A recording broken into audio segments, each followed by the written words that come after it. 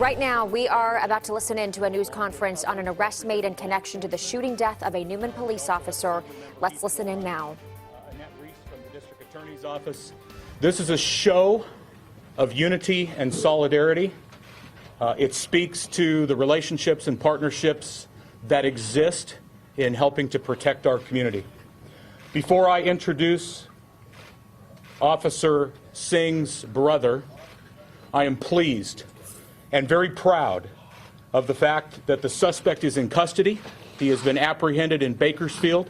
He was safely taken into custody earlier today by teams from the Kern County Sheriff's Office and many other law enforcement agencies who have helped us relentlessly pursue this suspect in pursuit of justice.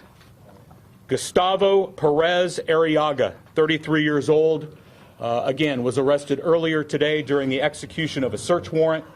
He was found at a residence in the Bakersfield, Kern County area, and we'll get into the specifics of that. First, I want to introduce Officer Ron Singh's brother, Reggie. He'd like to share a few words with all of you. Please bear with me. This is not easy for me. Ronil Singh was my older brother. Yes, he's not coming back, but there's a lot of people out there that misses him, and a lot of law enforcement people that I don't know that work days and nights to make this happen. I'd like to thank you from the bottom of my heart to make this happen. I wish I could thank all the law enforcement agencies, Homeland Security in San Francisco, everyone, Bakersfield team. I was waiting for this to happen. I'd like to thank you, working day and night to make this happen. Thank you.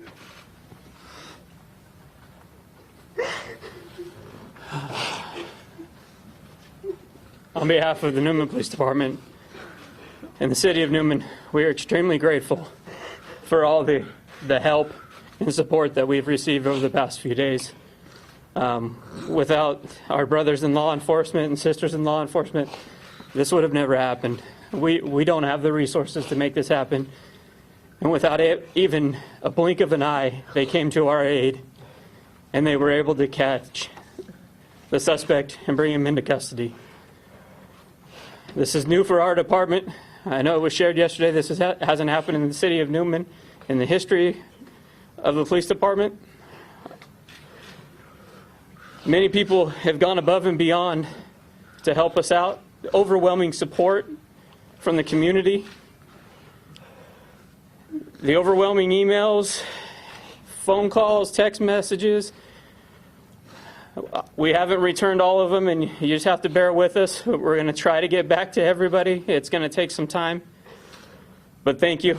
Thank you all for everything you did. The team that took him into custody in Kern County, we greatly appreciate what you did for us. Stanislaus County Sheriff's Department, tirelessly working, keeping us updated throughout the night. We'll always be in your debt. Thank you very much. So let's talk a little bit about the investigation and where it's going to go from here, and then I'll open it up to questions.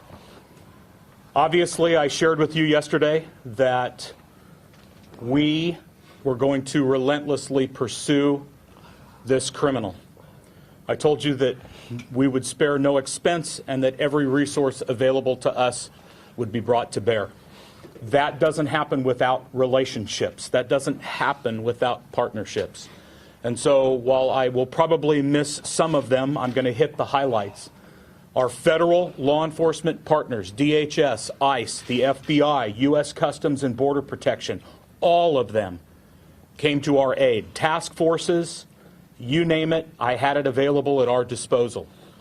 Our state and local law enforcement partners, yesterday when we knew that our suspect was in Kern County, one phone call to Sheriff Donnie Youngblood, and he told me, Sheriff, whatever you need, because that's how sheriffs roll. We work together. to pursue justice for crime victims. In this case, for Officer Singh. His teams rolled out. We had these locations, even though I told you that there were multiple investigative leads and locations that we've been working on. All of our teams rolled out. We had people under surveillance. We identified those locations. Search warrants were executed. And earlier today, Sheriff Youngblood's team, along with ours, his tactical team, was able to safely take Mr. Arriaga into custody. We have also arrested 2 of his brothers. And remember, I told you yesterday that anybody who aids and helps this criminal was going to go to jail. So we also have Eric Juarez and Adrian Vergen, who have gone to jail because they intentionally lied to us. They tried to divert us off the investigation. They misled us. They provided information that was false, all in an attempt to protect their brother, who we also know was trying to flee to Mexico. That was his goal, to get across the border. This criminal, Mr. Arriaga, crossed our border illegally into Arizona some time ago. He is a criminal. He has 2 prior arrests for DUI. Remember, that's the reason that Officer Singh stopped him, because we had probable cause to believe that he was under the influence of alcohol. Past behavior is typically a predictor of future behavior. And an officer loses his life over a DUI stop from someone who's been previously arrested.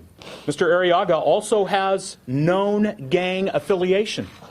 Norteño street gangs, or I'm sorry, Sureño street gangs. He claims to be a Sureño. All you have to do is take a look at social media, which, by the way, got way ahead of us again. And there's plenty of photographic evidence on and in social media, Facebook, and other platforms that clearly shows him self-promoting himself as a gangster. So, while we absolutely need to stay focused on Officer Singh's service and sacrifice, we can't ignore the fact that this could have been preventable. And under SB 54 in California, based on 2 arrests for DUI and some other active warrants that this criminal has out there, law enforcement would have been prohibited from sharing any information with ICE about this criminal gang member. Ladies and gentlemen, this is not how you protect a community. This is not how you assure the people who live in our community, regardless of their ethnicity, their culture, their race, any of that, that they live in a safe community. Because there are people who want to exploit and victimize others. And in this case, Officer Singh sacrificed everything. He paid the ultimate price trying to protect and serve the people of Newman. We need to have a conversation about that. Now, from this point forward, we have a lot of work left to do. There's an incredible amount of work, investigative work, that we have left in order to deliver a prosecutable case to our district attorney, Birgit Flatiger. Potentially, this could be a capital case. We don't know. But this isn't something that is going to be done anytime soon. Certainly, the arrest of Mr. Arriaga does bring some closure to the family. Certainly helps the Newman Police Department and the community in Newman. But make no mistake, we're going to continue this investigation until we have everything presentable so that we can prosecute Mr. Arriaga for his crime. Obviously, there's a lot of misinformation and other information that is being spread, widely shared on social media. Everybody has an opinion, and that's okay. Remember, if you don't hear it from us, be cautious about the validity and the valid parts of information that you may see or hear.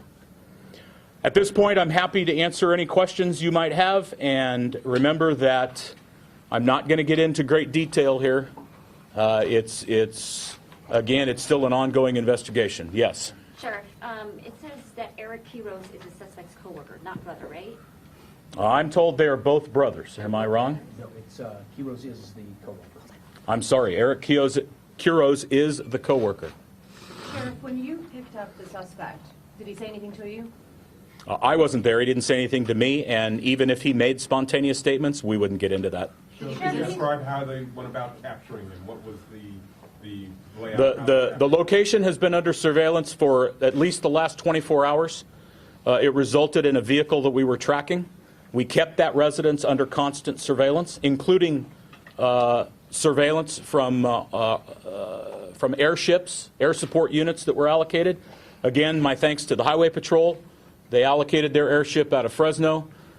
We had our air support unit and others, so there was no way that car or this location was not going to be under anything other than constant surveillance.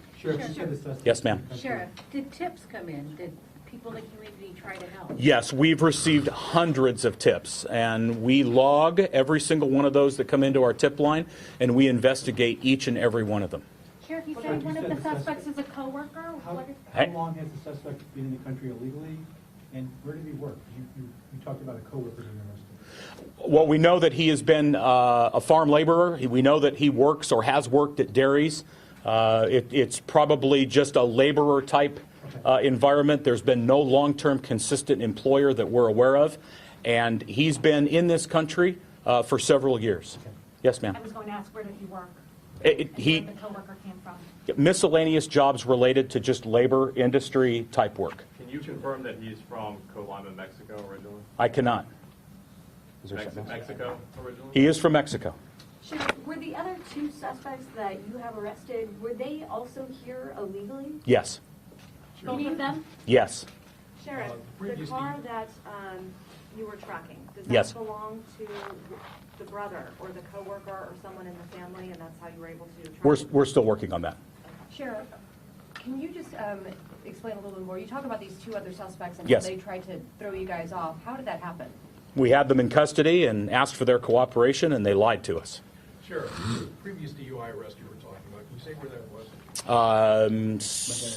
Yeah, Madera County, Chowchilla area. You said Yes. there were two DUI arrests? Yes, And two. Why the multiple names? Did you have aliases? It took a while to confirm all. People who are criminals, or typically those who operate in that element, especially gang members, use multiple aliases. He had multiple Facebook pages with different names. And again, all of that is out there. It's publicly available. Was he alone during the shooting? I'm sorry? So the two other suspects, where were they arrested, and was Gustavo Arriaga alone during the shooting?